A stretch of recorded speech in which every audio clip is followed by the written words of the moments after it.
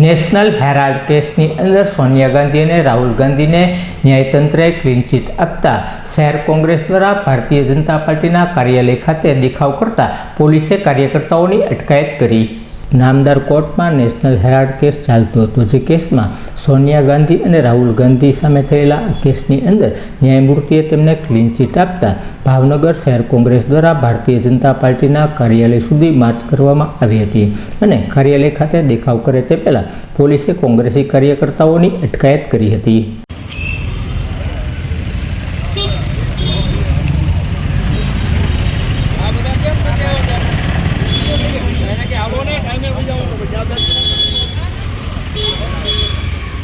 पालिकानी जीत तानाशाही निहार जय पालिकानी जीत तानाशाही निहार हाय रे भाजप हाय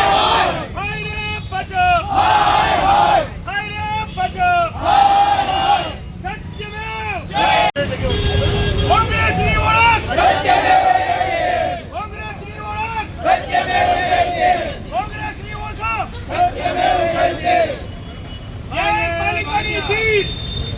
जय पालिकानी जीत तो तानाशाही निहार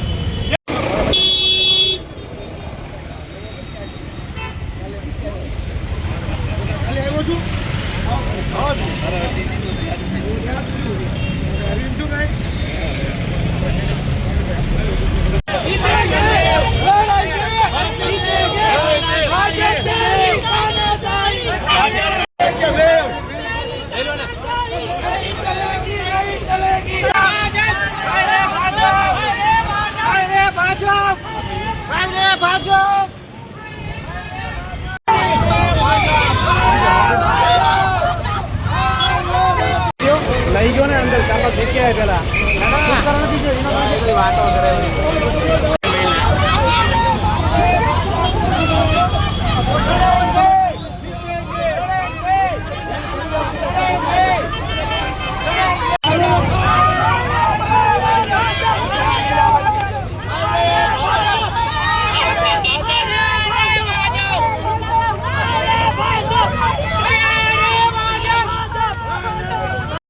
આપ જાણો છો કેન્દ્ર લેવલે